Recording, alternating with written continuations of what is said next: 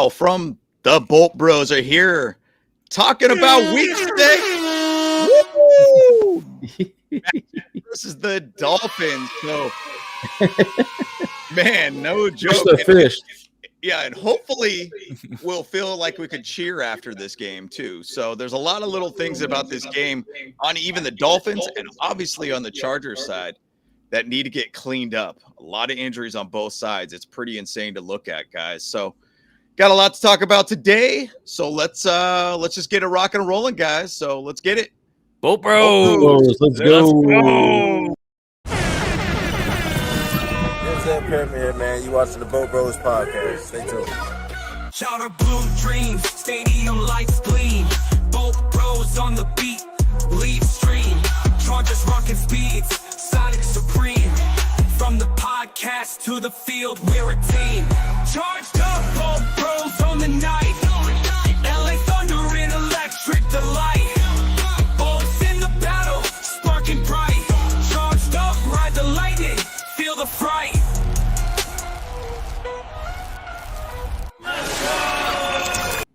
So I think I know who that big guy is at the end of that. That's Big O now, dude. He just got signed. We got him from the Ravens, bro. That's right. That was his number when he was with the Ravens, by the way, 99. Yeah. So I think he's 98 for Chargers, though. Yeah, is it or maybe 51? I couldn't remember what it was. Let's see. I think I got it actually. I got a slide in our slides of him. He is 51. He is 51. Yeah, 51. 51. Oh wow. Okay. Yeah, I thought that was kind of strange. I'm like, man, that sucks. He couldn't get 99 again. So yeah. Anyways, well, 99 is our guy. Soul taker, right? Oh, no. That's 44. Yeah, 99 is Jamari Caldwell. Caldwell. Yeah. Right. Big Rook. Caldwell. That's it. That is it. Yeah, I'm excited about having Big O on the team, man. And, it's going to be a big addition to this team, in my opinion. I think it could be a massive addition to this team, especially when Khalil Mack comes back, too. So that's going to be pretty good. It's funny, and I know we're talking about this way too early on, but there's a lot of things that you could really add to this. Think about the Joey Bosa, Thule, and the Mack situation on the field at the same time. That's the thing that Oweh is going to basically do for this team. That third guy that could really just add a lot of pressure to this team. So I like the addition, but man, we got some good things going on here for week 6 versus the fish. Remember when we Squish the fish. We're throwing on the ground. It was weird. Some people thought that was stupid. I'm like, bro, what are you talking about? Just hop on the it, fish, dude. Squish them. Yeah. So give you a story. A couple weeks ago, home opener playing against the Dolphins. I was like, hey, you know what? How about we go buy those little gummy fish, dude?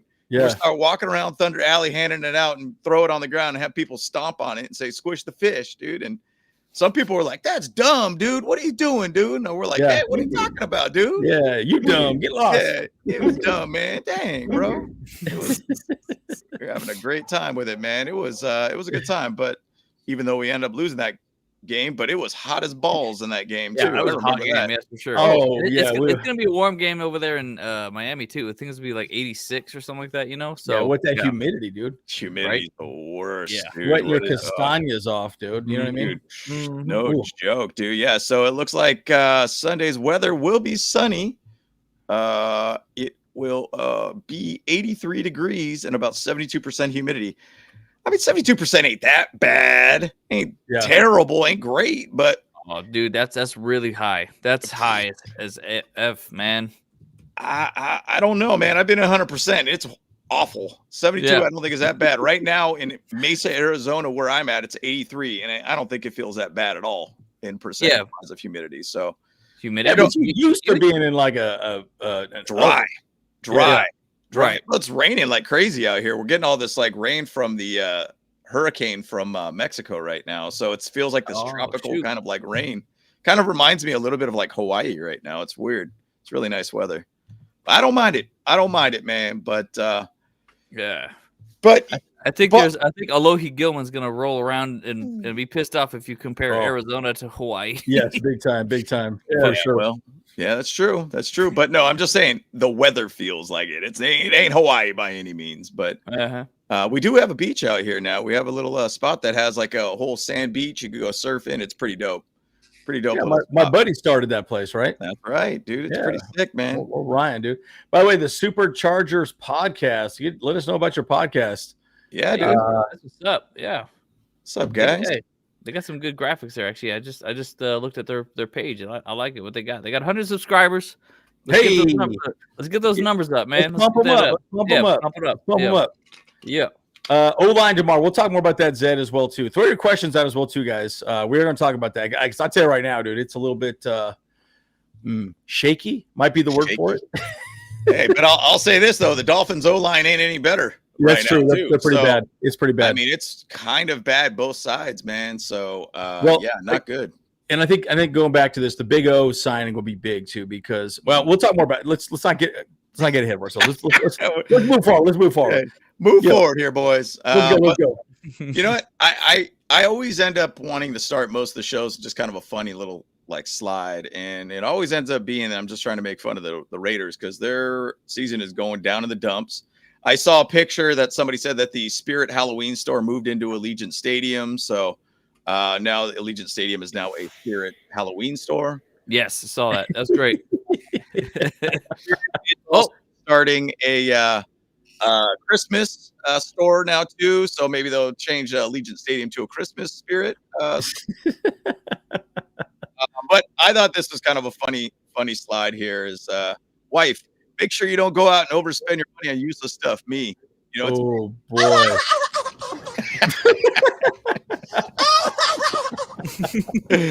Dude, all not working out here, man. Yep. All not working out here, man. Chip Kelly, where Pete Carroll basically was bagging on him, saying his play calling's not that good. Right. Pete Carroll's a guy chewing his gums on the sideline, just trying to live through the day kind of thing. What is he, 77 now? Geno Smith throwing picks. I mean, that guy needs to be on the bench at this point. Put in Kenny Pickett. I mean, something needs to happen for them. Baby hands Pickett. Baby hands Pickett. Yeah, no doubt. Are they really fighting against each other? Kelly and Carroll, really? So, Carroll basically kind of talked about it, and he was just like, "Hey, like I don't like the play calling. I think it's bad." Without even using his name, I mean, he basically bagged on him. I mean, like I personally, my opinion, like Chip Kelly to me, I don't think is really that good as a coordinator. In my opinion, I thought when they chose him, they tried to make him be this innovator of some sort, and yes, obviously through the college rankings, I think he did really well. And then when he's gone in the NFL, it's never just seemed to work out well. So I just think it's not a fit for him to be in the NFL. So, but I think part of it's because he runs RPOs, right? RPOs don't work all the time in the NFL. You can make an argument, but the problem is these edge rushers are too fast, right? They will run you down. And so I don't know. I just think, whoa, he's making $6 million a year. Woo! Oh, damn. Good Lord. We need to get, maybe give him some practice surgery and give him a neck, dude. I swear, because I mean, he looks like a tube steak right there. But what's funny about that though, too? Like I when I saw this coaching staff, I was like, damn, dude, these guys might be legit, right? Because I have always liked Chip Kelly in a weird way, and then Pete Carroll, but man, I think the biggest problem is Geno Smith right there. Geno's not the guy. I mean, he ain't the guy. So, yeah. Anyways, just my thoughts on that. You're not that guy, trust me. You're not that guy. You're not that guy, bro. I'm just saying, like at the end of the day, the Raiders are the Raiders. And I called it, guys. They're gonna be fourth in the league. Come on, dude. In our division, they gotta be. Hey, Simone Raider on the round table. He said the same thing. He was wearing the number 4 jersey just to to prove it. He's been wearing that all year, man. I mean, he knows his place. Okay, he knows his place. Yeah, dude. That's a good point. At Ohio, that's right. He was at Ohio State. I couldn't remember where he was. Thank you, LOD. I could not remember where he was. I was like, man, where was he at last year? He was at Ohio State. That's crazy. He's getting paid $6 million. I mean, that's a whole heck of a lot for an offensive coordinator. It makes you think about what Jesse Minter's getting paid at this point too. Man, look, we're not a Raiders podcast or whatever like that, but we'd like to make fun of the Raiders. And look, let's just face the facts. Over the last 20 years, they have overspent on literally every time, every single year, every single time. So, I mean, my favorite, like NFL Mike, my favorite NFL or quarterback for the Raiders was Jamarcus Russell. Fleeced them out of the freaking house, man. He just ran off with that bag. That's all he did, man. That was Jamarcus Russell, dude. That's so funny because, he anyways, we don't need to talk about the Raiders a whole lot. He had that purple drink. He was like, he showed up drunk all the time. Dude, man, he was hiding cheeseburgers in his locker and everything. Oh, that's right. Funny, man. That's hilarious. Getting blank tapes and saying that he watched the film, Yeah, dude. There's a lot that you could talk about that team, that organization. But anyways, I like where they're sitting at 1-4. I'll keep them there. That sounds great. And let them just get worse. I'm okay with that. So, but I thought this was a funny meme too, just to kind of look at. But if we move ahead, I know we're going to talk a lot more about the game than anything here, but we're going with the powder blues with the yellow pants. Powder socks too. It's funny. Last day that I was at training camp, they were selling those socks. And I almost bought some, but look at how tall they are. I ain't gonna wear those ever, dude. They are long, dude. And they will go up to like your mid thigh almost. Like they're long. Man. Hey, crazy. Well, those are like cholo socks, man. Like you wear the shorts and you put the socks all the way up, for sure. Yeah, and you gotta stand with your feet like this, Yeah. Oh yeah, dude, way up there, dude. Yeah. Way up there, man. So, but yeah, I love the outfits, man. Good outfits, good solid outfits. I do really kind of prefer the powder blue on the powder blue like they had last week. I mean, that just looked great. But hey, it can't go wrong with these threads right now for the Chargers to be out there in Miami. Dude, how high are your socks, fool? I'm actually a low kind of cut kind of sock guy. I like to feel my ankles, dude. Yeah, I got the quarter one, just quarter cut. Yep. Yeah. That's what I like too. Just right above the ankle. That's it. That's it. No, The thing is, though, I don't like the no-show socks at all. I like the no-shows. I hate them, man. Show off my ankle and bone real quick, dude. I want to show that thing Foley, dude. I love it. Those no-show ones, they always slip off my feet, and it's like it all gets it's all bunched up in the heel, and I'm like, what the heck? Got to get the right socks. You got to get the right socks, man. Gotta get. See, the thing is, I do. The quarter socks is it. They are him. Yeah, it keeps it right in the right spot. The thing about it is these huge socks like this. I got big calves, and I hate putting giant socks over my calves, and it just looks funny. They got these weird trunks going on down there, and it's like, hey, I don't want you to see those any bigger than they need to be, dude. They look wild, dude, in big old tall socks like that. I hate it. Yeah, hate it, man. Surf Sun and Sand says I prefer the white pants. I agree with you on that as well too. Agreed. Having said that, it does look pretty good right there in this. This looks pretty solid, but I don't know. I'm still not a huge fan of the yellows. And guys, I liked it. I like the yellows. I'm starting to wear. I mean, I'm wearing the yellow right now. I'll make fun of. I'll make fun of the yellows, but hey, I'm down for them now. I think I'm starting to come around. It's sunshine gold, dude. It's right. Gold. Sunshine gold. And actually, Andrew and I are going to be at the Colts game for the reveal of that one. Kyle is to be determined at this TBD. Yeah. TBD. He's got to talk to the old ball and chain, see what she says, That's right, dude. Hey, I got the green light, so I said, let's go. I'm out of here. I am ready to roll. So, but yeah, that's it's gonna be good, man. I'm gonna be excited to be at that one, and hopefully we get this dub this weekend against the Dolphins. So, wish the fish, dude. We gotta do it. The thing about this game is an interesting one. Tail of the tape. Two 2020 quarterback draft picks. Pick 5 and pick 6. We're going right back at it again. Herbert versus Tua kind of thing. I for some reason this morning before we jumped on the show, I kept thinking about that homeboy Oweh or whatnot. And him, and how he was like talking on the clown show. Yes. Yeah, the clown show. Yes. And how he basically was like, hey, look, Herbert's the man. He's great. Hey, I retract my comments. Blah blah blah blah blah.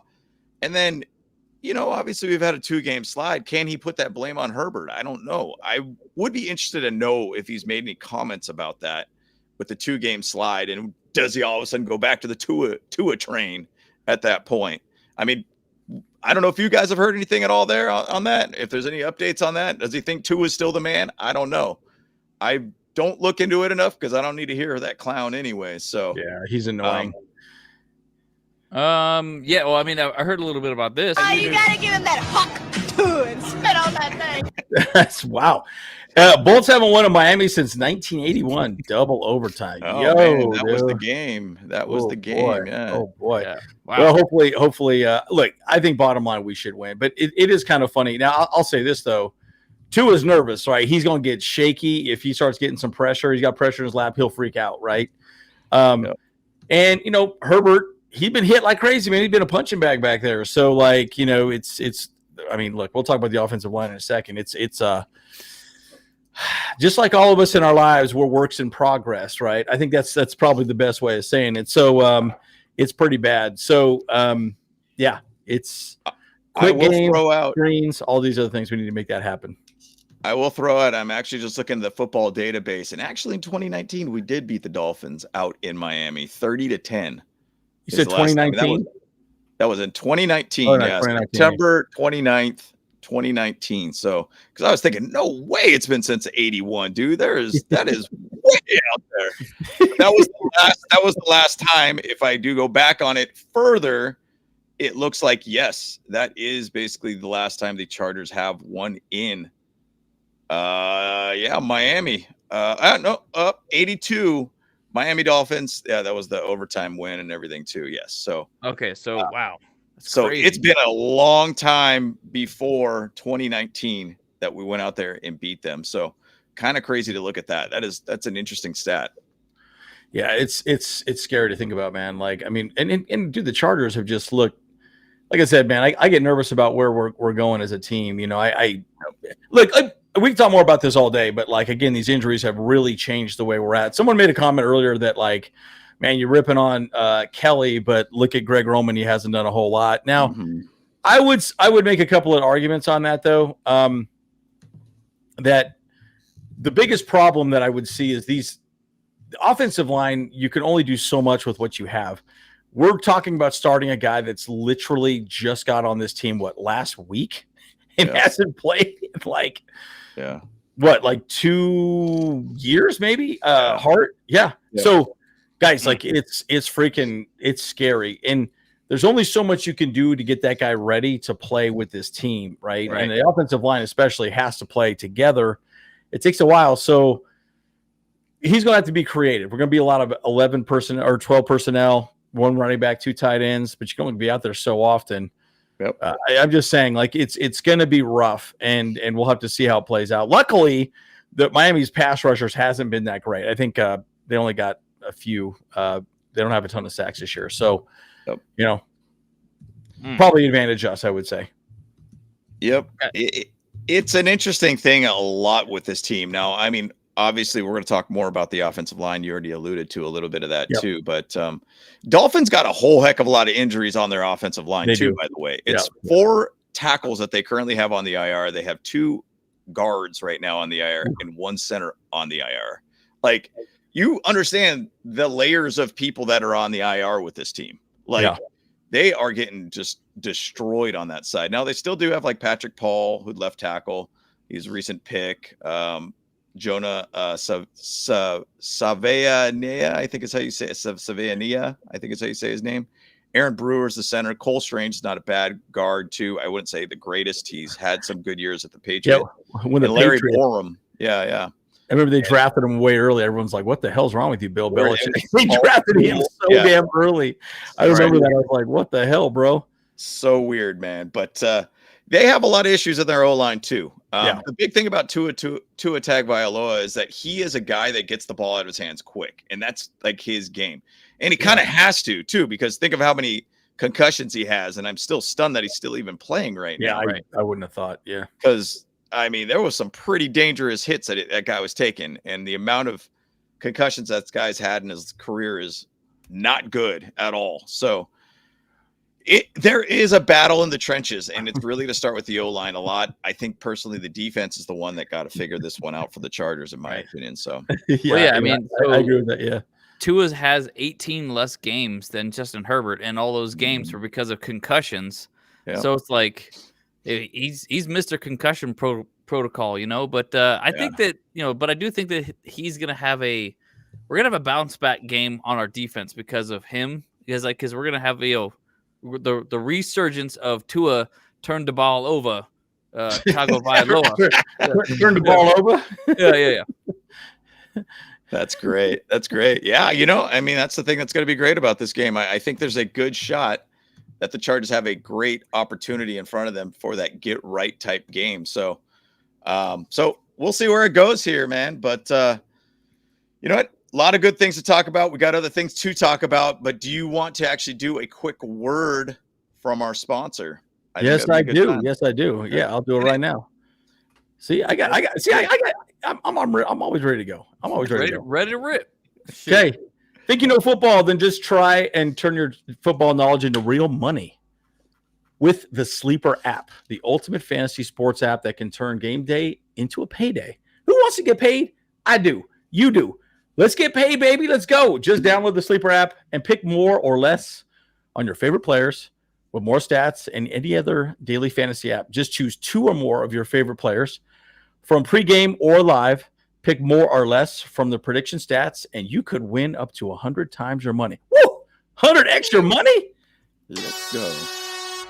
If you win, okay, use promo code BROS, and you'll get up to $100 match on your first deposit. Terms and conditions apply. See Sleeper's terms of use. Let me say that again. See Sleeper's terms of use for details. Currently operational over 25 states. Check out Sleeper today. And also, this guy Sleeper's pretty awesome, man. I mean, it's a lot of fun. Plus, there's a promo code. There's a new promo going up. Yeah, and there's a $20 entry, no deposit required. Use free code 20. Basically, you get $20 entry, no deposit needed at all by any means. And also on top of that, you still get the $100 match on top of that when you use the code Bolt Bros. So go ahead and give it a shot, guys. It's pretty good. It's pretty good stuff, man. And we love it. We appreciate Sleeper very, very much. And we use it in fantasy. And my fantasy team is getting better, by the way. I'm 2-3 now.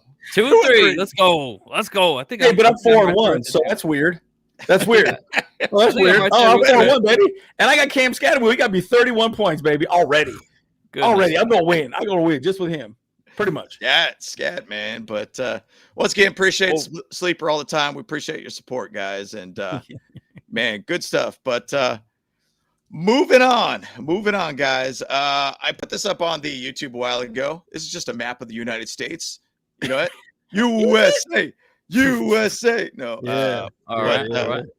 Basically what it is, if you're in the blue, you get the game locally. So that's where the game will be broadcasted in America. So pretty Miami large versus chunk. Chargers game. Yeah, Yep. Cool. Miami versus Chargers. So if you were in the blue, it makes me wonder like why we even bought NFL Sunday Ticket, because they've all been local, dude. I'm sitting there thinking, it's crazy. Like, why did I buy this now? Like, and I'm like, I'm actually pretty annoyed, right? I mean, $500 for what at this point? But anyways, it's all good, you know. Let's just I at least watch a lot of prepper games. You know, if it's an afternoon game, I could hit 4 screens real quick. Boom. Oh yeah, watch it all up. It's kind of nice. But nap, eat some chips and dip. Dude, you know what I mean? Just right. 10 a.m. nachos, dude. You know, great. I mean, I'll be honest, man. Like, I mean, Red Zone is still great. I mean, even though it does have a little bit of commercials. I think it had like 1 minute of commercials or something like that. You know, over the 7 hours or something. Yeah. But man, like Red Zone is like, I've been enjoying it too. I was like, dang, this thing is actually pretty dang dope. Actually, Red Zone is great. I haven't even checked out the Red Zone. I have to check that out. Yeah. I haven't even jumped on it yet. I've been watching. I've been in the zone watching the games, dude. Right. I didn't know Red Zone it. Honestly, like I really do think that Red Zone is like the best for fantasy owners, because like you get to see like all the games. 100%. Yeah, and you see like the score things. You're like, oh, okay, I got a guy on this team. You're like, oh, it's got, yeah. So it's been pretty sweet. It's been good, man. It's been good. Yeah. But this is it. If you're in the blue, once again, local broadcast for you on CBS. Game preview picks. Adam Tank. What up? I won't say it. Hey, I won't say it. Didn't choose us, and that's always generally good luck for us. So I know that's what I'm saying. Good. Thank you for not choosing us, Adam Stank. Ouch. Yikes. You need a shower after that one. I tell you. Yeah. Check your pants for sure. Check your pants. But NFL game preview picks. I mean, for the most part, everybody's all on board with the Chargers. I think there's a lot of little things that are Concerns that I have with this team. 2-game Yeah. slide is not the best thing and everything too. I mean, it's just kind of a little bit of a mess all throughout, as we've all talked about it. And but yeah, it's kind of crazy. And I actually, just to go to the next slide while I'm here and talking about it, injury report. I mean, Oof. it's heavy. It's heavy. And just go back to the same conversation I had about the Dolphins. They literally have 4 offensive tackles that are on the IR. They have a center and 2 guards on IR. And obviously think of Tyreek Hill and everything too. I was actually, because I was looking at a list and I was looking at like betting or something like that for the game. And the amount of injuries I was looking at on the Dolphins, it was like, dude, is this correct? So I had to like verify it on their website. And I was like, these guys have been getting just pounded by injuries too. And that's a part of the game, guys. Like, I mean, yeah, that's just what happens. Remember the question we've asked Matt Money Smith twice last year and this year at camp. Same thing. And I said, Matt, what's our record going to be? He said, what did I say to you last year? I said, well, you said it depends on injuries. And he goes, oh, I'm going to say the exact same thing. It depends on injuries. and I mean, it does though. That's actually the smartest thing I've ever heard, because look, don't get me wrong. You could say, well, coaching should fix it. Guys, we lose. Look at the Bengals. They're a freaking joke, dude. They're done. Yeah. You lose your quarterback, you're out. That's just it. Your goose is cooked, right? And I think didn't Popper have a list of 20 players? I think the top 10 of that 20, 5 of them are out. Yep. And I think like 3 of them are out for the season, right? So Rashawn Slater. Anyways, so my point is, it's one of those situations where, like, look, these, I get it. We want our players, and yes, you can get people to come help out, but it also changes the way you can play football, or you want to play football. So it's tough. Well, and just go back to the first 3 games of the season. Like, there was a lot of, relatively healthy players. We were kind of a different team when we had our guys out there. And then whatever it is, the last 2 weeks, we just absolutely are letting Justin Herbert get destroyed behind a terrible O-line. And, even to go to this injury report, Joe Alt's out, Darius Davis is out, Deshaun Hand's out. So, and that sucks because I really like Deshaun Hand. He has a groin injury. Yep. So our defensive line gets a little thinner at this point. Quentin Johnston with a questionable but limited practice on Friday. Scott Matlock, questionable, but limited practice. Denzel Perryman looks like he should be activated for this game after 2 full practices, so he'll be good. But then you go to the O-line. Trey Pipkins, out. Personally, I'm okay with that. In a weird way, I'm okay with that because, every time I watch footage of Trey Pipkins, his footwork is absolutely frustrates me all the time. I am not an offensive lineman by any means, but gosh, the dude overextends himself, and then he never seems to really follow who he's blocking with at all. He doesn't mirror them very well. And it annoys me so much to watch him play. And I think even last year when he was playing as like a guard, there were so many times he was just sliding around and just terrible footwork. And I hate watching him play. I hate saying that. But at the same time, we got to rely on somebody here. And Trey Pipkins is the best guy for the right tackle position at this point, it seems like. Right. Then Jamari Sawyer, questionable. Well, we got who knows? Didn't practice the last 2 games too. So Foster Sorrell will be in place for Pipkins at right tackle. No, he actually will not be. Nope. Well, unless that's officially announced. But I mean, what it is Bobby Hart has been the right tackle in the last practice. He was basically as right tackle. So that's weird. The thing about it is, like, the player that you were chatting about, he was playing guard for us last week. Yep. So, okay. Sorrell. Foster Sorrell. So, oh my gosh, O-line is just shifting people around, dude. Yeah, Bobby Hart was just resigned. By the way, he played with Sheila Manning. Yeah. With the Giants. So I think he was drafted in 2013, something like that. He's like 31, 32, something like that. So super old. Oh, this is going to be, we got another unk out there. Yep. Yeah. Yeah. And like, and so I mean, again, it's going to be tough. I hope Jamari can go. I would like to see him play right tackle if he could. Agreed. Mm-hmm. Because if he could play right tackle, that'd be a lot better, right? Yep. Now, and again, Foster Sorrell wasn't terrible. Here's the thing about tackle: you cannot let them beat you inside, right? That's the one thing. For sure. Push them outside, create a pocket, and that's one thing that Austin Deculus let happen a couple times last week. He let them beat him inside. And I'm like, bro, like, you cannot let somebody beat you inside because it's a direct line to the quarterback. and that's usually their edge rusher who's going to freaking headhunt Justin Herbert, right? So, you know, again, my point is like you just can't do that, right? So, I don't know. We'll see what they do. I think they're going to go a lot of 12 personnel, 2 tight ends, 1 running back, and that limits what you can do. That's going to be not a lot of people running routes anymore. So, I don't know. It's going to be an interesting one, guys. Yep. It's very, very interesting game. I mean, there's battle of basically a ton of injuries on both sides. Now go back to the Dolphins here too.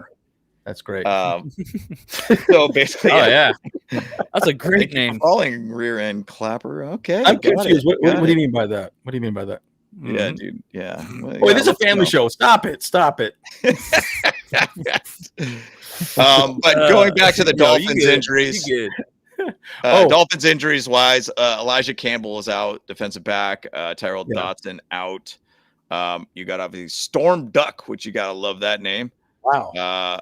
He's ankle questionable. Aaron Brewer. So looking at a lot of their O line and everything too is still pretty banged up too. And then Tua obviously is good to go and everything too. But there's just a lot of things in this one, man. That's pretty tough, dude. But pretty tough to see it with the injuries wise on this team, both teams, I should say. It's frustrating to look at. Yeah, it is. But again, that's part of the game, right? The good news is some of these guys are coming back, right? We're going to get Denzel Perryman back this week. Joe Ott will be back at some point. And can we just get Mekhi Becton to just not get hurt and finish a damn game? Like, come on, dude. Like, it is crazy. You know, and you see him that he's had 2 full practices. You hope that he's going to be able to get through it. I mean, it seems like since he had that concussion, he just hasn't been able to get right at all. And it's really a strange thing. But Mekhi Becton is a big part of that interior O-line to make sure it's stabilized to a point. And once he gets out, it seems like the whole line just absolutely is trashed at that point. So he's just a big dude, man. Like he's just a big guy, you know. And I think, anyways, we'll see what happens. I'm really hoping Jamari can go. If not, you know what I would. He didn't practice both days, did he? No, that's he usually probably won't play. Yeah. This week. So, I mean, once again, those injuries they'll probably announce that probably about an hour and a half before the game of who's going to be playing or who's not going to be playing, inactive or whatnot. So it's going to be interesting to see where it ends up going with these guys. But I assume Denzel Perryman will get activated for this one. He was on the plane too. He did actually talk about that. He's going home and everything like that too. So he will be playing, I assume, for this game and be activated. So that's going to be pretty cool to see. Him back out there, and play in front of his home field. Is it Becton flourished in Philly with great O-line coach and line mates? Yeah, and again, unfortunately, it all started with Rashawn Slater going down, right? Yeah, and it just really did. Bloop, bloop, bloop, bloop, bloop, bloop, just keep going downhill. So, I mean, it's just frustrating. But I think the hand injury is what he had in Philly, if I remember correctly. So it came back. Yeah, and by the way, Darius Davis being out is really bad too because it affects what we can do in special teams. Secondarily, it affects the wide receiver rotation. Well, and can we just give a kudos at least to Ladd McConkey for running that ball back? And then unfortunately, dude, I mean, guys, like, don't even get me started. We'll talk more about this in this game, but like, man, like just errors these last couple of games. I mean, we talk about the injuries all day. But the errors have just been horrible as well too. So I mean that play literally, if it was able to happen, that was one of the best punt returns I've seen in a very long period of time. Jumping over the kicker just to go into the touchdown to go into the end zone was incredible to see. And it was a swing of 17-7, I believe, at that point. And we ended up giving them the ball back, and they ended up scoring after that too. So it's like it ended up being 10-10 at that point. And so. Dude, that stuff, man. Errors absolutely kill us. It's hard to fix an O-line when it's a complete mess and you're putting in a bunch of different bodies, but it should be easier for you to figure out how to stop making stupid errors. And if you could stop making those stupid errors, you could have a chance to win a freaking game. And we've had 24 penalties last 2 games total. Like, that's awful. Yeah. Can't do that. Yeah, the first 3 games, I think we only had 14 penalties. And then the 4th game, we had 15. No, I'm sorry. 15 penalties first 3 games. The 4th game, we had we had 14 penalties, so almost as many penalties we had in 3 games in one game. Just it's terrible. That's not winning football. So not at all. Yeah, Very uncharacteristic of a Jim Harbaugh team too. Right. Yep. Right. That whole concept of the tip of the spear is kind of getting rusty. Yeah. It's more like the crack of my ass right now. You know what I'm saying? Yeah. Yeah. But I will say this too with Perriman, him coming back, he really Henley plays better with him as well too. I think they play a little more free. Yeah. I think they were kind of doing a little bit of like kind of wait and see what happened. They weren't just hitting the gap. Perriman just goes. And he doesn't overthink it, and that's why he gets hurt a lot, quite frankly, because he kind of plays a little bit berserkerish at times. But, hey, he hits people hard, man. So, we'll see what happens. But, yeah. Let's go. Rear end clapper. What's he about to say here? Yeah. Do you guys think that Keenan Allen has an upside for PPR fantasy this week against a terrible defense? Yeah. Yeah, I think so. I think they're going to get the ball out quick. I know Jaleel Adai on Chargers Weekly said we're going to throw the ball 40 times. And I'm like, oh, boy, I don't like that idea. Herbert's going to get hit. Dolphins-wise are bad against the run. They're just getting torched. We don't have running backs. So that's another injury situation that we've not talked about, too. No Omarion Hampton. Now we're down to Hassan Haskins and Kamani Vidal. The thing is, though, yes, we got to get the ball out of freaking Herbert's hands quick. And the thing that I've always thought about, when you got about an O-line, get the ball out of the quarterback's hands quick. Get it to the guy who is going to be open. We have 2 guys on this offense, Keenan Allen and Ladd McConkey, that could find ways to get open. You have 2 guys. Pair them up on the same side of the offense or on the offense. Bundle them on the right side, left side, wherever you want to put them at. Make it hard on the defensive backs to figure out where these guys are going to run, because they will find a way to get open. So personally, I think that's what they need to keep doing. Just feed Ladd, feed Keenan in this game. Make sure you make it harder on their defense to figure out how to defend us. And it's winning football that way, in my opinion. And maybe even Rondé Gadsden should be another situation too. He's been awesome for us too in a lot of ways. So we'll see. Yeah, by the way, we're throwing 80% of the time to wide receivers. Yep. 80%. Awesome.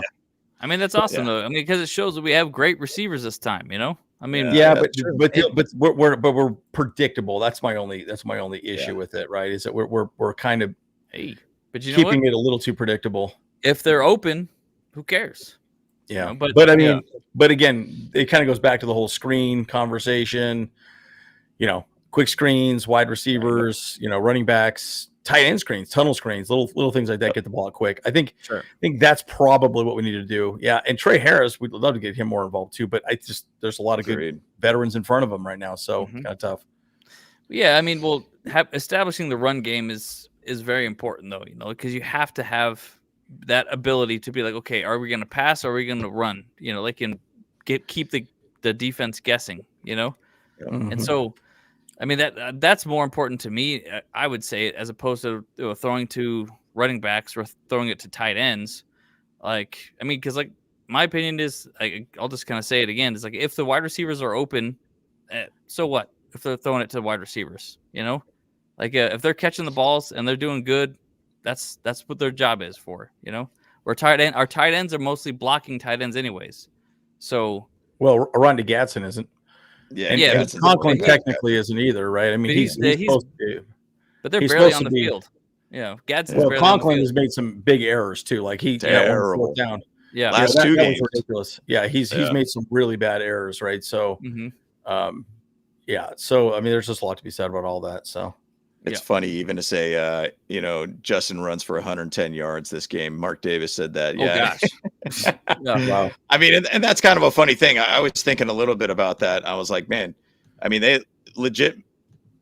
I mean, if they want to run the freaking ball, they probably are going to have to run through Justin Herbert in this one. I don't put a lot of trust in Haskins and Vidal to basically do a good job, especially behind a terrible O-line too. So not good, but, to jump to the next slide, and why I'm bringing this one up, Kyle sent this video to our chat this last night.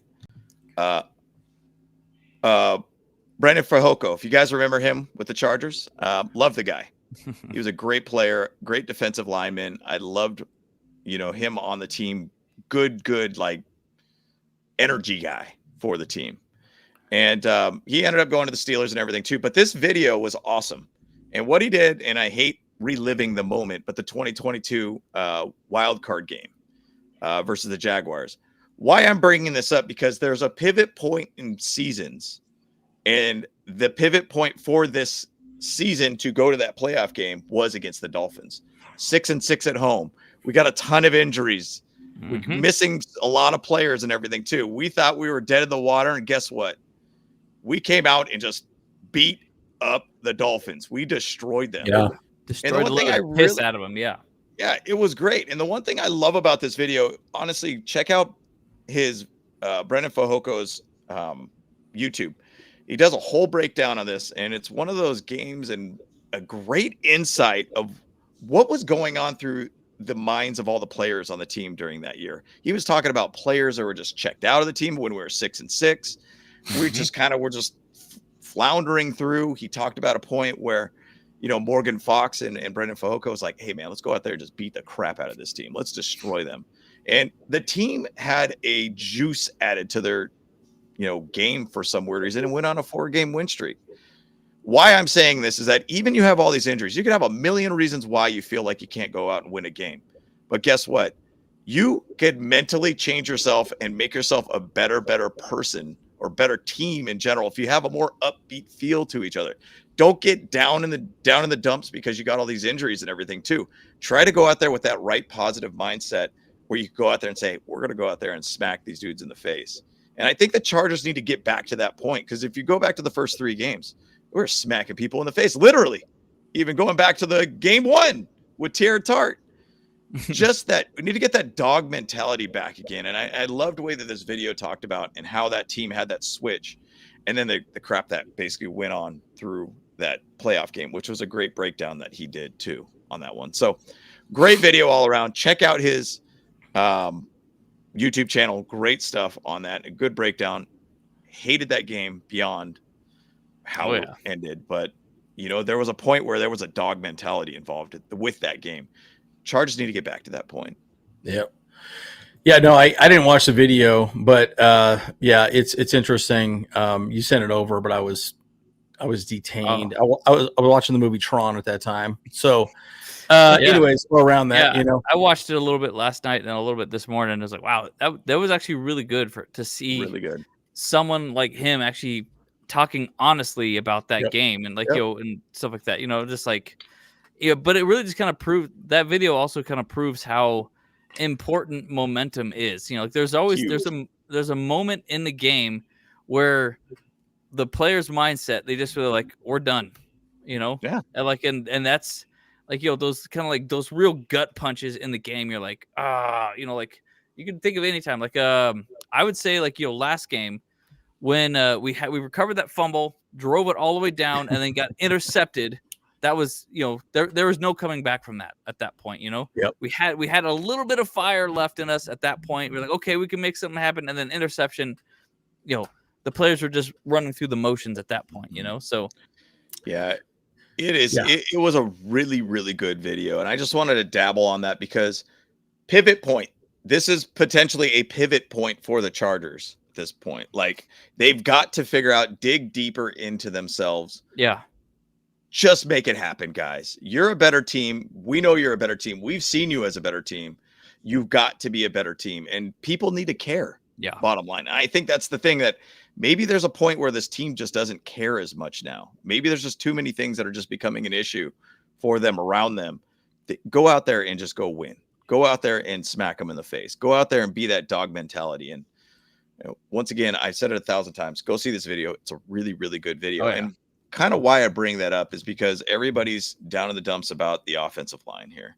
You know, you got Daniel Popper basically put it out there. I mean, it is ugly to look at this. You know, Austin Decklis out there, left tackle. What the hell is even that? Yeah, exactly. Yep. Zion Johnson, Bradley Bozeman, who's been kind of a mess all throughout. There's been a lot of videos out there about, you know, highlighting his weaknesses. Mekhi Becton, who stay freaking healthy, dude. And then you got Bobby Hart out there, right tackle, a guy that basically was signed a couple weeks ago. Guy's got plenty of experience, but not the best in the sense of stats wise too, which I will jump on right here. And this is just couple years that he's basically played as starters and everything too. Obviously, some of it where he was just kind of as a swing tackle, some of it as a starter. This is his PFF ranking, his position of strength ranking for him. Not good, not really good at all, and he's not a very encouraging stat to look at. And I even dug deeper into it too. I mean, it was never really any better than this, and so. Oh gosh, It's tough to look at, but once again, game plan has a lot to do with this to make this team work better. And I think that's the thing that we got to figure out, how to get a better game plan, get the ball out of Herbert's hands, make sure you get it to a wide receiver who's going to be open. But bottom line, stop with the mistakes. First off, we could only fix one thing. Let's fix that more than anything. We would have had a chance to basically win that Commanders game, and it just unraveled because we just kept shooting ourselves in the foot. Yep. It was just stupid play after stupid play. You know, I mean, think about, I don't want to rehash it, but I'll say this though, 56.2, that's almost better than anyone on our offensive line right now. Yeah. Just so you guys know, I mean, like Mekhi Becton is at like what, 50 something, you know? So, and you know, this is PFF grades are, you know, like we don't look good, dude. I think our highest PFF grade is Zion Johnson, if you can believe it. 62.2 was his highest, and that was he's 31st out of 74 guards in the league at this point. So yes, great point, right? Great point. I mean, we just need a serviceable right tackle. I mean, bottom line, just stay on your guy, understand the stunts. I mean, this guy's basically been on practice squads, or I think he's been either in the league or out of league, or out back and forth, in the league and out of the league in a sense. I don't know if it's practice squads or whatnot, but he hasn't had a whole heck of a lot of field time. So, but he's got a lot of experience under his belt. So, we'll see. Emotional damage. Yeah, no doubt, dude. No doubt. But to take a step further, positive, Chargers did make a trade. Oweh, we ended up getting him. And his nickname is already Big O. Big O, yeah, Big O. That's from the Ravens. Yes, that's what they call him, Big O. And I think he even changed his first name to Justin because people had a hard time saying his first name. So Justin. Yeah, I'm just going Justin. And so and I think it's his middle name or something like that. So but I like what I'm seeing so far from him. I mean, if you look at stats wise, I mean, nothing crazy to look at this year, but I know his PFF is, I think, 74.2, I believe, right now, as an overall ranking as an outside linebacker edge kind of guy. Great to see that. The dude's got plenty of burst off the side. He's got basically a great ability to get after the quarterback. I mean, I think he was just a part of a bad Ravens defense at this point. I mean, they're getting torched left and right. But pairing him next to Tuli Tuipulotu is going to be a big, big addition to this team because Tuli's cooking. The other right side guys out there too, Caleb Murphy, Bud Dupree, and who's the other guy? Kyle Kennard. I think they only have like a half sack and a couple pressures combined. Like it's not good. So Chargers made a great move on that. And this is also potentially with Big O is a guy that could, set the edge, a guy that basically could add some more juice to the edge, and as a guy that the Chargers could grow with an extension too. To say if they move on from Khalil Mack. So I'm excited to see all three of them on the field. The thing that basically he does, so when he was with the Ravens, all he did was set the edge pretty much. They weren't using him to really get after the quarterback a whole lot. And you might say, well, that's stupid. That doesn't make sense. Well, part of the problem is that's what he said he was used for at the Ravens. And he was in a rotation, so he's only getting half the snaps anyways, right? So they were rotating people in and out for health purposes, right? So apparently they weren't going to give him an extension. This is reason we weren't going to give an extension to Oweh Gilman. We didn't give him his 5th-year contract, yada, yada. So it worked out for both teams technically because the Ravens are just absolutely decimated. But again, next year we have a ton of money, so we'll probably give this guy, if he does well enough, he'll probably be our guy. My point is he will do a lot. He is going to be like a younger Khalil Mack. He can do a lot, and he does set the edge very well. Caleb Murphy on that side, he was gashed over and over and over and over again. And so I think they saw that and they said, crap, dude, we got to make something happen. And probably had conversations. This guy is going to be, I think he's going to get most of the snaps. I really don't think he'll be out hardly at all. I think he's going to be pretty much a full go like Tuli. So that would be my take. I don't know. I don't know what else you heard, but I think he's going to be getting the majority of the snaps on that side. So, opposite of Thule. Yeah, well, because Buddy Dupree is he's questionable and stuff. So, and he's not really been turning out too great. So, he's good at setting the edge, but he's not good at passing, rushing the passer. By the way, the other question though that I have is how is the defensive line going to look? Because I think we're better in a 5-man front. I think we do a better job. We've been running four-man fronts, very light boxes, and with the too high safety. The problem is that we're kind of getting pushed around, right? These light boxes aren't good for stopping the run. Mm-hmm. And they got a freaking really good running back, guys. So I'm almost thinking we go 5-man front, 3 defensive linemen, and then these 2 edges, and we should be okay. Yep. But man, Minter doesn't like to do that, and so I'm curious to see how they do it, or maybe we mix it up a little bit. I don't know, right? So I'm very curious to see how that plays out in this go around. Yep, it's going to be an interesting addition, and I think it's a big pickup. I mean, go back to Odafe Oweh. He had 10 sacks last year, 5 sacks the year prior, 3, 5. I mean, this is a guy that'll get you 5+. If you give him the right opportunity. He's a plug and play person at this point. I mean, Ravens defense is the same that's running over there. It's the same over here. I think it's going to be a good addition. Harbaugh said he's going to get some snaps out there. I assume he'll be out there, like you said. Probably majority of this game. So crazy to see, but you got to hope that there's going to be some more additions to this team. Now, are we going to go out there and get an O lineman at this point? No, we're not going to get some. I highly doubt it. Yeah, it's just not going to happen. Well, I'll give you a caveat. They might be able to go get like a swing tackle or a swing guard or somebody that's like Austin Deckles. Austin Deckles was on the Texans for a long time and never played. He played hardly at all. Yep. But you could get a guy that's most likely not going to play because look at all these damn injuries, guys. The problem is you can't let those people go because the offensive line gets banged up so much. Even if your team sucks, you still need them for next year, right? You don't want people going away, and they come at a cost at a huge premium. So, and they're not paid as much money as edge rushers. Edge rushers get paid a lot of money, and they get moved because they want a lot of money, right? I think big reason why this. Big O is here is he didn't get paid from the Ravens. And the Ravens go, well, we're done with him anyways. He's not going to sign with us again. Well, we may as well get something out of him. Mm-hmm. They got a Alohi Gilman and a better pick. So anyways, it's I don't know. I mean, if we pull off a really good offensive lineman, I would be shocked. And I would give, Ortiz his major flowers at that point. So we'll see what happens. Yeah, and I think even in Chargers Weekly, they talked a little bit about that, and they're saying if you basically went out there and traded for a premium type player, they know you're in the world of hurt at this point. They're gonna gas you and say, hey, you're gonna give us the house at this point, right?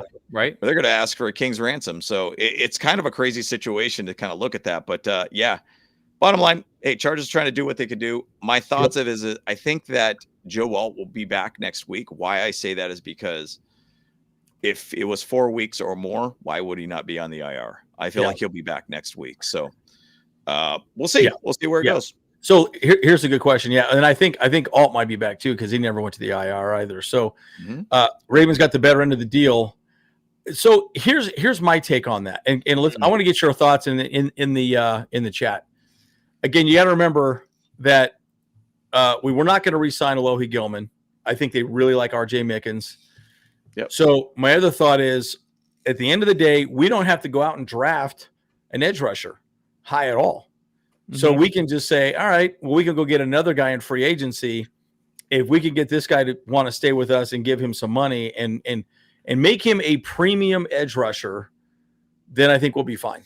Because I don't know if Mac's coming back. Because he's probably going to want another 18 million, 20 million, whatever. He'll want a bunch of money, right? So the question is, we have a surplus of safeties, but we don't have any edges. So we probably need that edge rusher over a safety at this point, right? So they did talk a little bit about that as well. So I don't know. What are you guys' thoughts on it at this point? Again, we haven't even seen him out here yet, so we don't really know. But what are your general thoughts?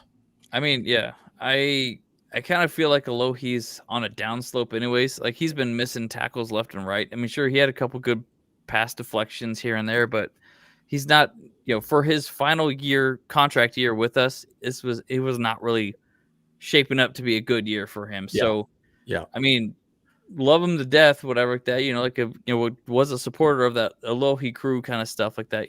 But I mean, like I said, we have a surplus of safeties, and so let's just let him go. We need help on the edge. And Pat McAfee talked about it. We don't on that show. We didn't really have good pass rush. We didn't have a good edge, no. and that's what's been killing us. If we can't put pressure on the quarterback, then they're gonna chew us up like freaking whatever, dude. Bubble gum. Yeah, Bubble gum. Right?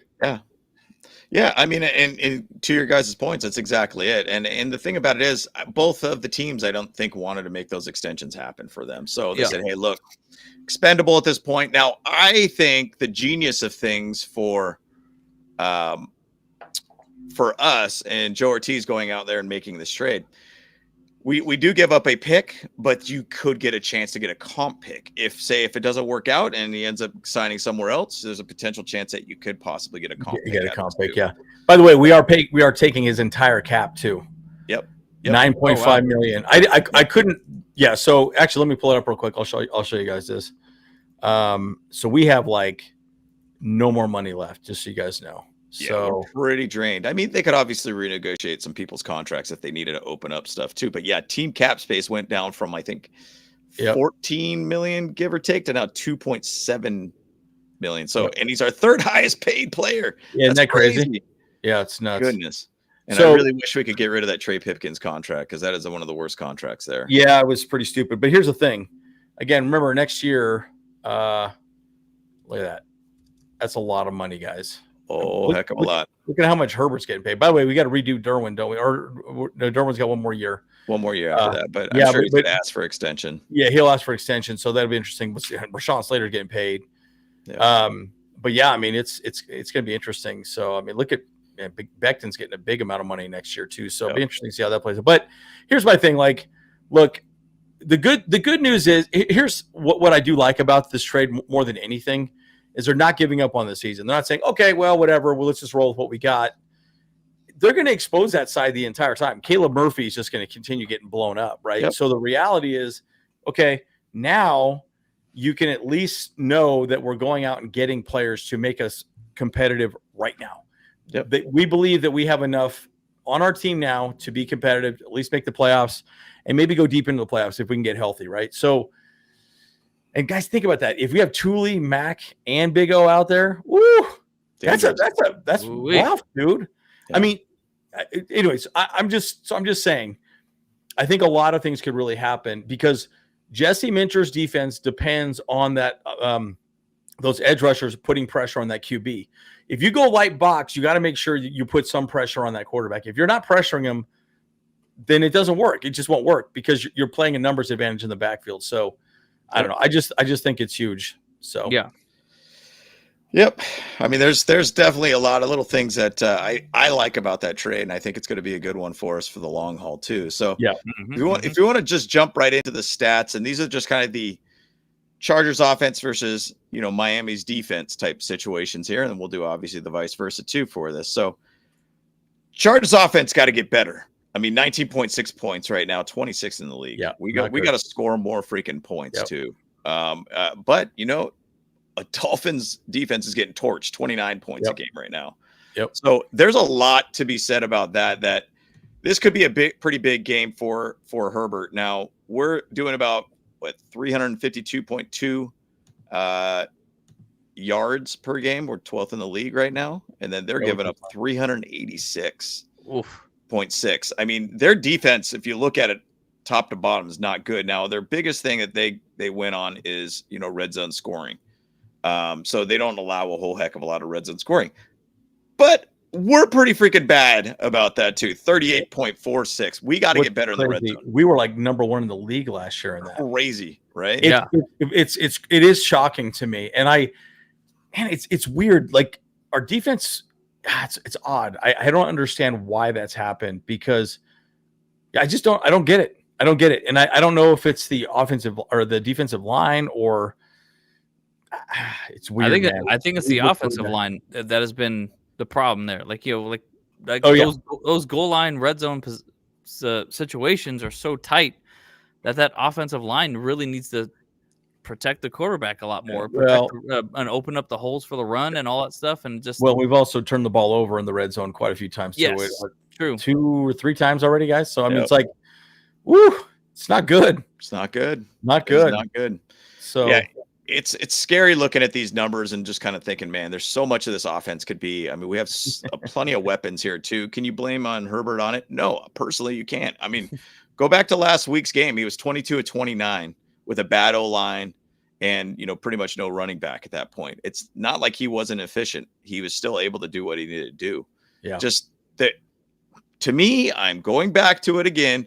If we go out there and look like we're penalizing constantly, holding back drives with that drive where we had 2 second and long type situations and Trey Pipkins got called on penalties back to back to hold back those drives, you're going to lose the game. Like, you're constantly going to keep shooting yourselves in the foot. Keep holding back drives. It's not good. Herbert's doing his job, in my opinion. He's totally doing his job, and he's getting beat up right now because of terrible O-line. It's Trey Pipkins. Pupkins. It's Trey Pupkins. Yes. Trey Pupkins. Come on, Pupkins. Yes. Yeah, get it right. Got to basically figure out how to get this team right. Not the way I'm talking about it. The way the team needs to get right somewhere or another here, because the stupid penalties are absolutely infuriating. Yeah, it's terrible. Just frustrating. It's making me. Ooh, it's just talking about it just makes me boil over. Just boiling over right now. Well, and again, yeah, the turnovers are terrible. I mean, again, even just the one turnover, the hit to QJ, helmet to helmet, probably should have been called. Didn't get called. He fumbles the ball. First fumble he's ever had in his NFL career. Yep. We were driving for at least another field goal, and they were dead in the water. It was 10-0, and we could have at least made it 13-0. Just, it's weird how like from that moment it turned into a 27-0 run. Yeah, it's crazy. It's just, what in the hell happened? Yeah. Trey Pipkins. Trey Pipkins. There you go. Yeah, dude, it's crazy. Anyway, so just to talk about their offense to our defense, we score the same as much as we give up. Yep. 19.6, 19.6. That is not winning football, period. Nope. We were doing better on that, except these last 2 weeks. Yep. So prior to that, we were higher on scoring and allowing. So these last 2 weeks were pretty bad. And I will say one last thing too. The Giants beating the Eagles gives me a little bit of hope, at least. Like, okay, the Giants aren't a terrible team at this point, right? Yeah. Right. And it also shows that the Broncos aren't as good as they think they are. Every Bronco fan's walking around acting like they got like a 10-inch wiener at this point. But but my point is, like, I have people calling me all the time, like, oh my gosh, the Broncos, like, shut up. The Broncos fans become more annoying than just about anybody, in my opinion, recently. But my point is, the Eagles are slipping, and why? They have a lot of injuries as well too. Their injuries have been bad, right? Yeah. So, anyways, again, not an excuse, but it shows you that, and the Commanders are a good team. They're a good team, especially getting Jaden Daniels back. I think really was a big difference in that game. And anyway, so these last 2 losses, at least I'm not going to say, okay, we lost to really terrible teams.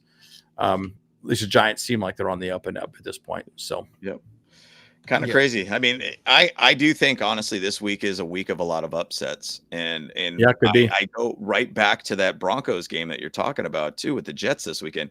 Something to me feels like this is going to be an upset trap game for the Broncos going overseas, coming off of a big win. They think like, hey, just like you said, they got a 10-inch wiener or something. They feel like they're on the, they feel like they're on the top of the mountain here, king of the castle kind of thing.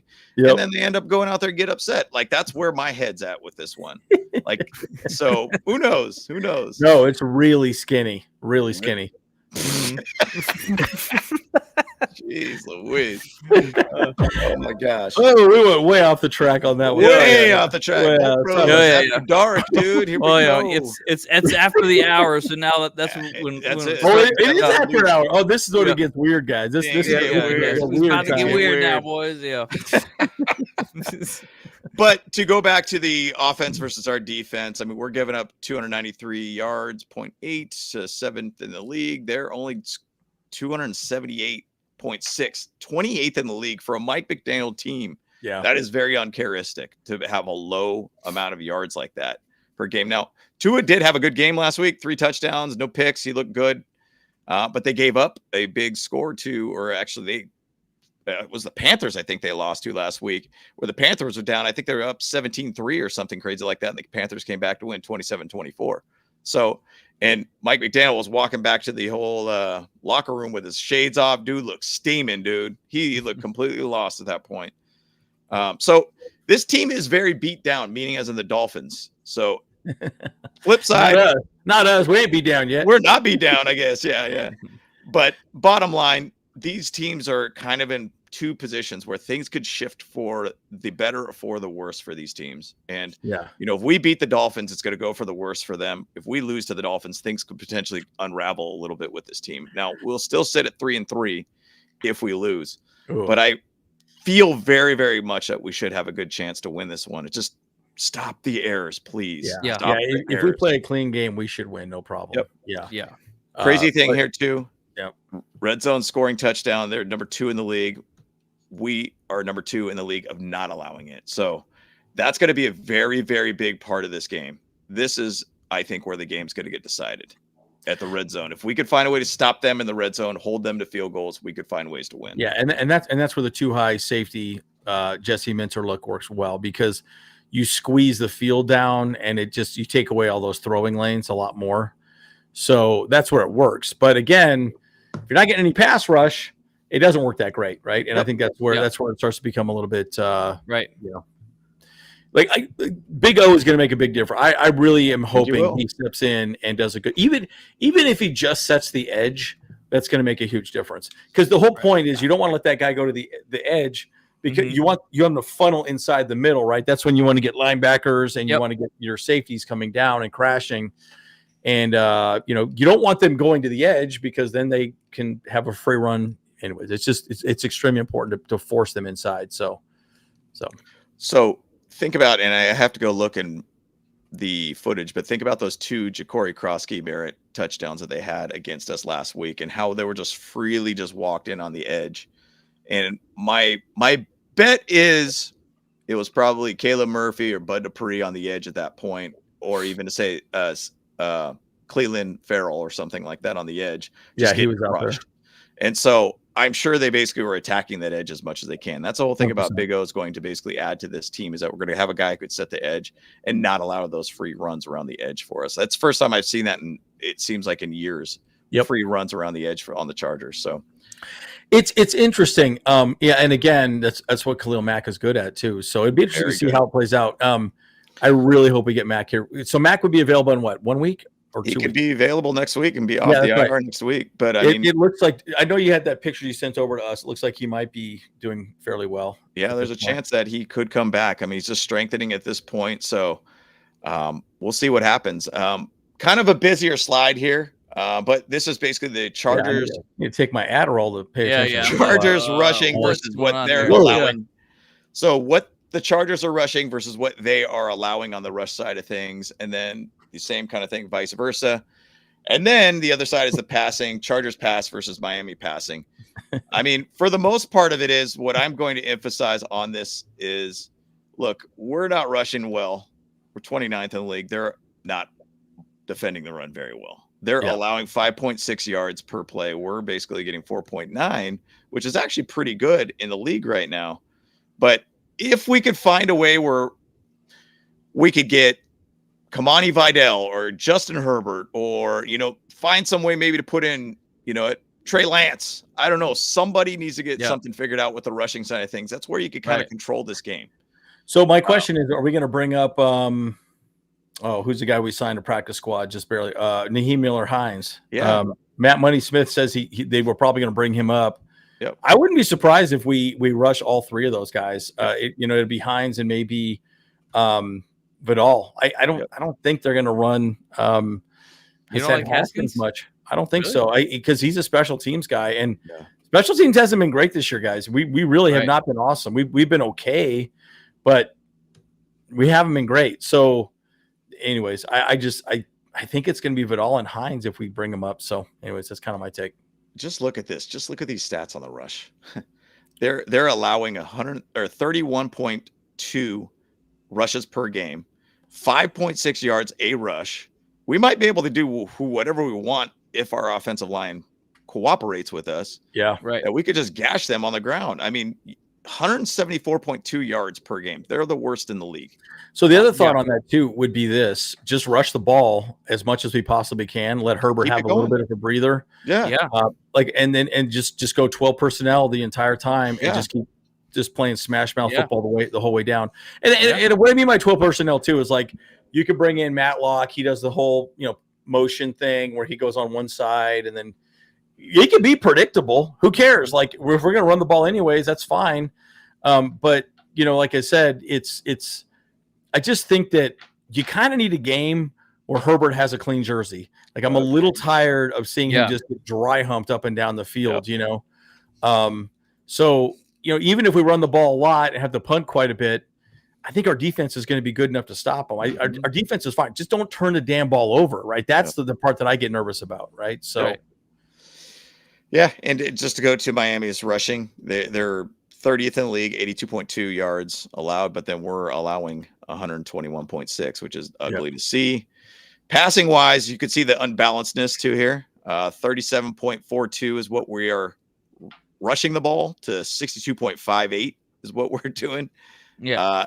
They're not rushing. They're not throwing the ball. Well, they are throwing the ball, allowing basically to people throw on them. Second in the league. They're actually 48.68 pretty much right now. So, I mean, defense is a little bit of a mess on their side, but they are not allowing a lot of people to throw the ball on. Why? Because they're basically allowing this much yards per game on the ground. Yeah. I mean, that's the thing. They're getting crushed through the run game. And if we could just figure something out there, that's great. Herbert's doing his job. I mean, if you look at it, passes per game, I think this is still very high. We got to lower that a little bit. He's still passing the ball top 10. Interception throw, got to get that down for sure. Yeah. But this stat right here sucks. 8.54% of the time quarterback getting sacked. They're 12th in the league at 7.43. So bottom line, there's a lot of little holes in both of these teams that just got to get figured out. And it's tough to look at. It is really hard to look at. And I think bottom look at that. I think they're I would definitely give I'm also very biased. We're all very biased to the Chargers here, but the Chargers should win this game. We said that to the Giants. We said that to the Commanders. We're saying it again with the Dolphins, but I think it really just starts with penalties and these stupid plays that have just killed us both weeks, and if we could just play a clean game, I think we'll be fine. That's the part that I feel confident in. Ultimately, that's it. We cannot keep shooting ourselves in the foot and find a way to win. Shitting ourselves in the foot? That sounds good too. That sounds great too. Yeah. I was like, huh, yeah. Did you say that right? Yeah. That sounds even better too. I mean, that's a new way to say it. But got it. The thing is though, constantly doing that and causing drives to slow down or hold back a drive or whatever it is, we've got to stop those penalties. If we go out there and do another 14-12 type penalty type game, that's equivalent of giving up about a touchdown plus at that point. I mean, we got stop these stupid penalties. And I get it and understand like the Trey Pipkins situation where he had 2 back-to-back penalties that held back 2 second and long type situations or converted first downs by Justin Herbert. I get it. These are backups for a reason. They make mistakes like that, but we got to find a way to basically stop making those stupid errors. And let's control that as much as we can, and then we'll control the game at that point. Yep. I'll make that as my last comments. I'll make that as my last comments. Yep. And we got to quit shitting ourselves in the foot. Yep. It's a new one. That's a new one. I like it. Let's keep using it. Yeah. We can't shit ourselves in the foot. I'll use that in my next business meeting. There you go. Yeah. That's a good one. Yeah. It's like Teddy Swims. Remember that? Yeah, that's right. Teddy Swims. Every time I see Teddy Swims, I think of that. No, it's Teddy Swims, dude. Yeah. Jeez. No, I'll leave my final thoughts, guys.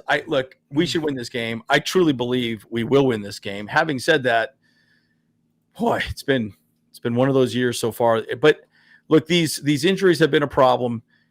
They got to figure out a way of getting the running game going, at least being managed. Again, we're the number one play action team in the NFL.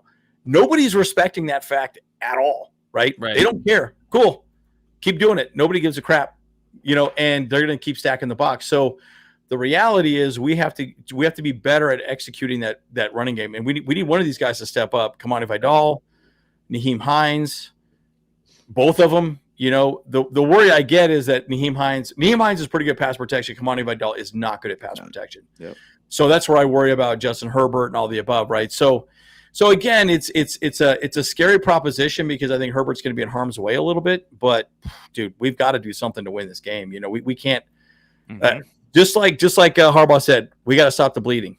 Whatever we've been doing, they got to stop the bleeding, and it's just not good. Yep. So I feel confident we'll win this game. I really do. I just think that we like to make things difficult, don't we? Right? Mm-hmm. We 100. Shit ourselves in the foot all the time.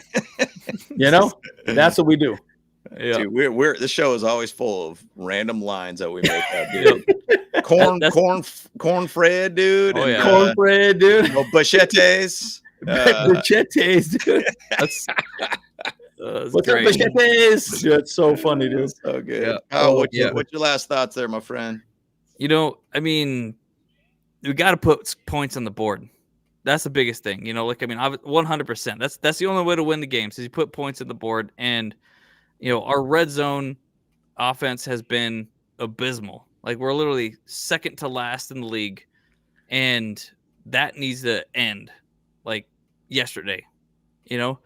So like that's my thoughts is that like our offensive line, I feel like that's probably the biggest glaring issue because clearly our receivers are doing good. They're doing their job. They're catching the balls that they need, but the offensive line is just letting too much pressure onto Justin Herbert, and that's what the bleeding needs to stop. And we're seeing the reports of what our offensive line looks like. Eddie just shared it there. Yeah. Who are these people? Really? We know Zion Johnson, we know Bradley Bozeman. I thought he was supposed to be benched, but he's still playing. Yeah. So, there needs to be a change there. We've said it before, and I'll say it again. Bradley Bozeman is the 48th ranked center in the league. I mean, statistically, Andre James stepping in there should be better. Yeah, I mean, it's like he has a 1 in 49 chance of being worse. So it's like statistically. So it's like, okay, just get someone else in there because we need some extra help on the line, and we need it yesterday. But more importantly, we need it tomorrow for sure. So shake it up. Yep. I mean, there's a lot of little things to be worried about. I mean, bottom line, I'm just going to say what you could control is the penalties. Clean that up at the least and the minimum. You'll have a shot at this game. Yeah. So we'll see, man. We'll see how it ends up going here, guys. But, pretty much we got the whole recap of the game, what we're thinking. We're obviously going to do a post-game show, too, for the game. It is at 10 a.m. Pacific Standard Time is the game on CBS. So go ahead and watch the game and everything, too. Also, Bull Pride 602 does still have a meetup at Native Wings. Mm-hmm. So in Phoenix, so feel free to go there, Wiggins, and check it out, guys. There's an announcement as well for Bolt Pride Worldwide. Mm-hmm. They got some stuff going on out in Miami right now. If you're out there, for sure, tonight they're going to be at the Upper Deck Ale and Sports Grill and Hallandale Beach starting at 5 p.m. It's a pregame situation before the game. And then, of course, they are going to be tailgating there. So Bolt Pride Worldwide is going to be out there. So go out there, have a shot with Alvarez. He's like basically a Chargers legend. He's got a bunch of patches on his jersey. Yeah, Alvarez is awesome. Super nice guy. Awesome. Super cool guy. I've been wanting to get him on our show, actually, and have a chat with him, and know more about the history of the Bolt Pride, stuff like that. So, yeah. I like that idea. Yeah. I like that idea. That'd be great. Yeah. Well, guys, let's get out of here, guys. Appreciate everybody logging in, saying what's up, contributing to the show. We're all bros here. and we appreciate you guys being a part of the show. And let's just go ahead and get out of here, guys. So Yeah, let's get out of here. Bolt Bros. Let's go. Woo. Hey, what's up? Cameron Dick here watching Bolt Bros podcast.